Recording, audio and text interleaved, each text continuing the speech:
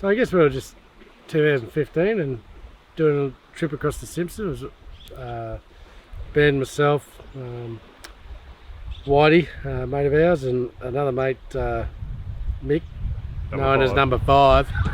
He was our 5th choice mechanic, we tell him. And yeah, right in the centre of the WAA line, and Ben had a little issue in his previous vehicle, the Distant Patrol. It dropped a auto transmission line popped. Lost all his fluid. Yeah, started up first thing in the morning. It was like 1 degree in the morning or 0 or something. And yes, having changed out a manual transmission to an auto, we were using not steel line. So anyway, hose clamp popped. What have we got? 200 metres? 200 metres on that day. Yeah. 11 litres of tranny fluid all over the ground. So we were there for 2 days. Yeah, so Whitey and number 5 headed off from Whitey's truck, and obviously the Landy had to help Ben out, and obviously made sure the Nissan had its bonnet up the entire time to make sure it was very clear, because obviously everyone knows the Landys are notorious for stuffing up from time to time. So yeah, no, we sat there for about 48 hours and 2 days. it was actually It was awesome. really, really good. But Saw a yes, part of the desert you wouldn't normally see, and just sitting there in the one spot and having different wildlife and stuff come in and check us out, like the finches, and slowly moving in closer to see what we're doing, and various things were discussed. We saw about 3 vehicles. And we sat there going through our gear, just going, this is shit, this is good quality, this works, that doesn't. What do you want?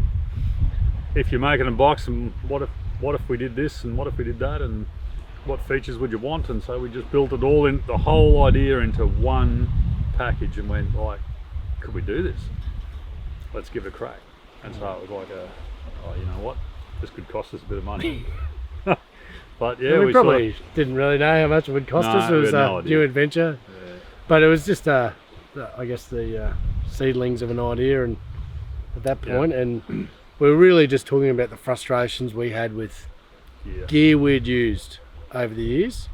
Either it broke apart when you're doing those tough tracks or remote areas, and then you've got crap everywhere, or dust was inside on your gear you wanted to protect, and or it didn't have a good seal that you could put up on your roof rack and have rain hitting it, or so it was all those sort of things that annoyed us. Not being able to well, the external tie-down points, they were like a classic. How many times are you sick to death of throwing a box on your roof rack to put all those items up there that you don't use too much, but when you need them, you've got to undo every single strap that goes over like your whole load to get in there. Well, so we went ahead and we went, right, let's build in some external tie-down points. That means you can just unclip it and you're in 5 seconds, compared to having to undo your whole load on your roof rack. And it was just, can we do that? And then there was the hinges, and then there was latches, then there was going through how many test runs we did on like O-ring seals. It took us ages to get something right. That just seal that we thought did the job. And it works in like when the boxes heat up, you're in the sun, you're out in the desert, but you're up Cape York, whatever, and they're running at 50 degrees or something in the sun, and still did the job. I think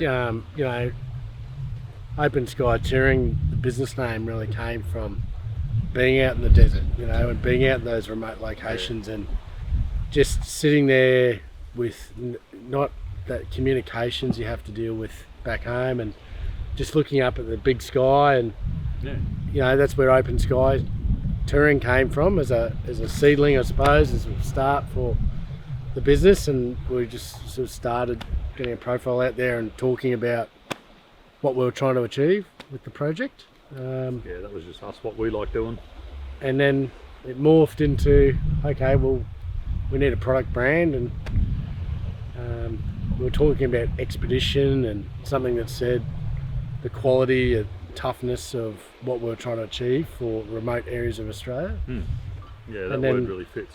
Yeah, and then we were toying up with what do we call Expedition Box, and blah blah blah. And then in 2017, my wife and I were out doing a trip through the Simpson and Ayers Rock and so forth, and Uluru, and you know, we stayed at a joint for the honeymoon actually called Longitude 131, and 131 being the start of the longitude for that location for that resort.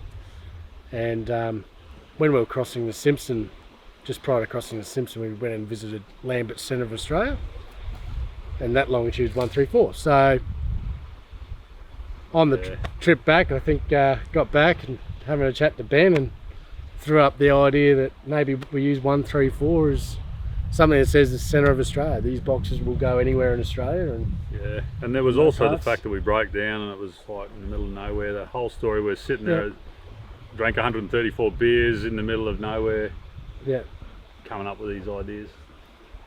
So it all just worked out, joined up, come together, and I think, you know, we sort of took a bit of a leap and cracked on with it and gave it a go, and now they're sort of, you know, they're doing really well, and we're proving them all around Australia, and you know, people are, you know, there's no negative feedback. You know, we're getting a heap of good reports and a good and people are using them for stuff that we wouldn't have thought too. You know, like we've got prospectors that use them and go out bush for into the goldfields of Western Australia for 6 months at a time.